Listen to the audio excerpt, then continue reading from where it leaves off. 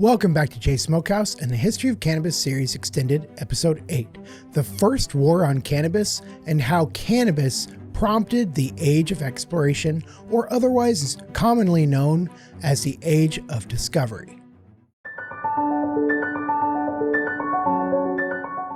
First, let's go ahead and talk about Haydar. Haydar was a Sufi saint in the end of the Abbasid Caliphate. Now, from what I've read, he was very, very devout. However, and we will get into this later in the video, but the aristocracy or the rich in the Muslim caliphates or the Muslim empires really disregarded the law of alcohol. They still indulged in alcohol. Now, not only was he very, very religious, he was a huge recluse. He apparently did not leave his mountain monastery for over 10 years.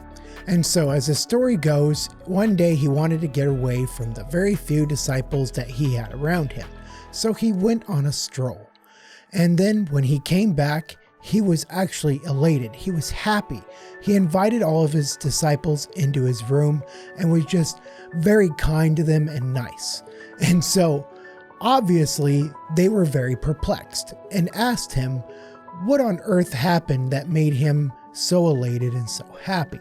It was at this point that Haydar actually told his disciples that on his stroll, he stumbled upon this plant that while all the other plants seemed to be sweltering from the sun, it seemed to be vibrant. So he went up and decided to partake or consume some of its flowers. And beyond this, apparently before he died, he requested that around his sepulcher, they would plant cannabis so that his spirit could rest in the shade of cannabis. That's pretty cool. And I actually like that. And I actually like that idea. I might actually put that in my own will as well.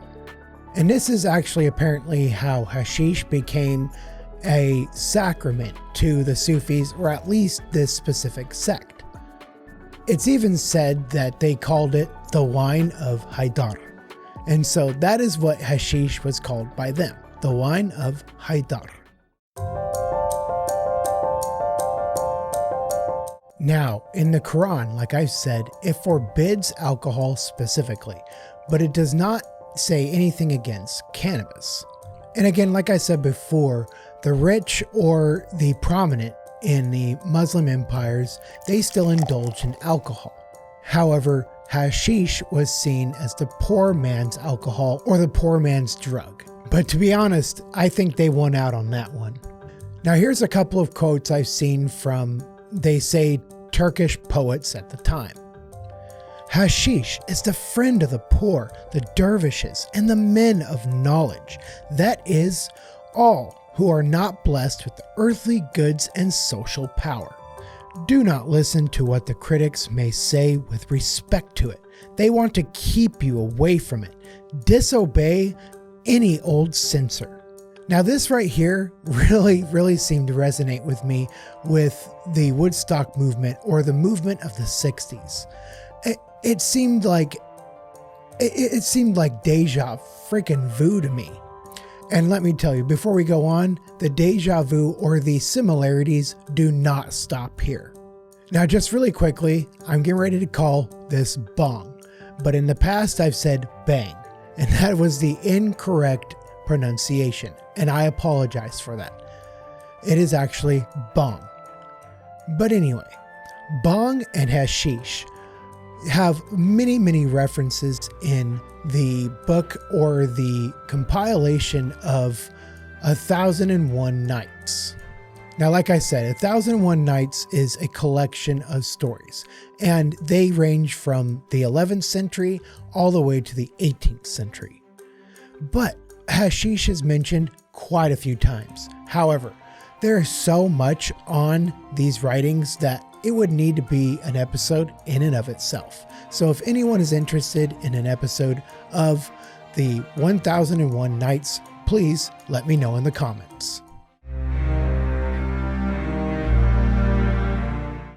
And then in the 13th century, a Moorish botanist, Al-Bitar, he passed through Egypt on a pilgrimage, and he actually wrote about in his diary what he saw with the Sufis.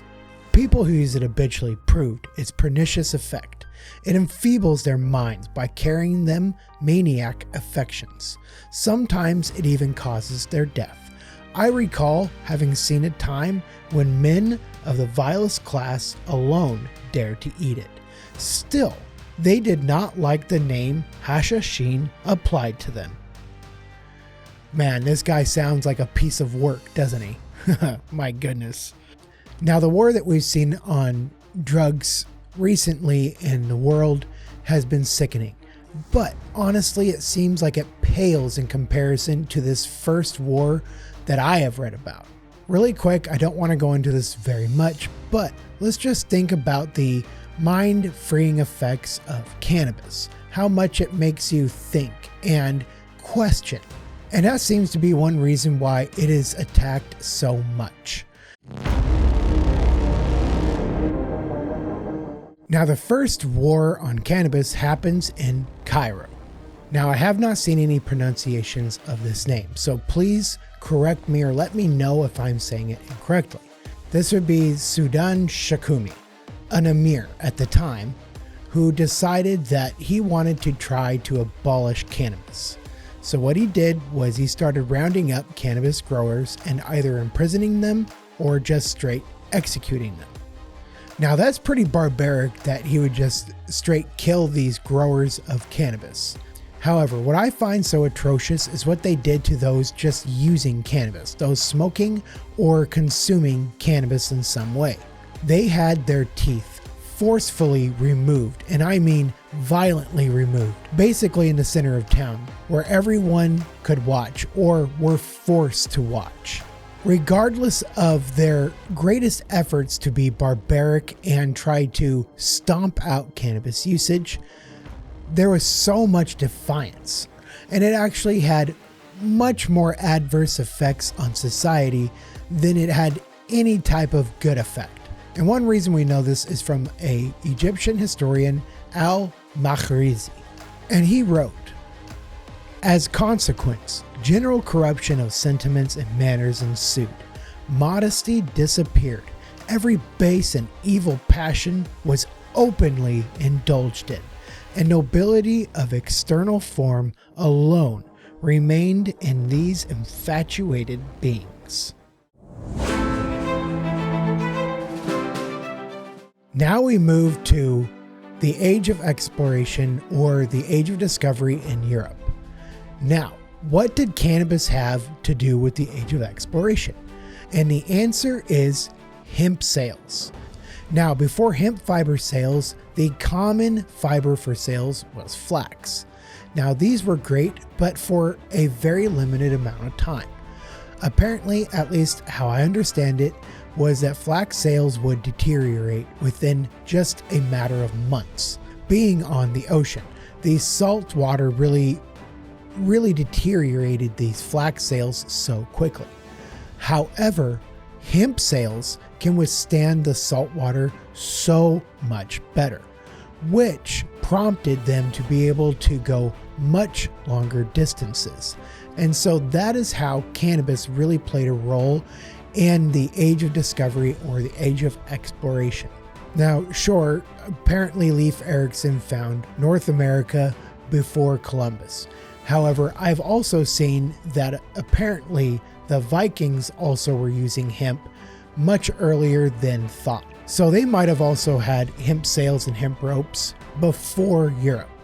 Hemp was so popular that even in Great Britain, King Henry VIII in 1553, he decreed that all landowners that owned more than 60 acres of land had to grow at least 1/4 or 1/2 acre of hemp.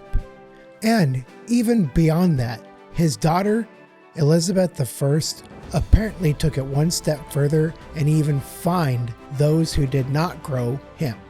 And apparently hemp was so precious in Great Britain that it was actually seen as legal tender, so that farmers could even pay taxes with hemp. That's really cool, and I had no idea. Now I'm going to go ahead and leave off there for today's episode. Now we're getting ready to get into one of my favorite periods in the history of cannabis, the colonial period. Now this is where so much happens with cannabis, and so much that so many people do not know, and I can't wait. Now, as you might have noticed, I am alone in my videos again today. I'm going to go ahead and go solo again so that I don't have to worry about trying to match up with someone else's schedule. I might pick up again in the future on using Sarah or others for my videos, but perhaps not right now. Now, if you enjoyed the video or you learned anything, please leave a like and a comment and let me know what you think. And also don't forget to hit subscribe. It really helps out. And now, as always, Jay is going to go smoke a J.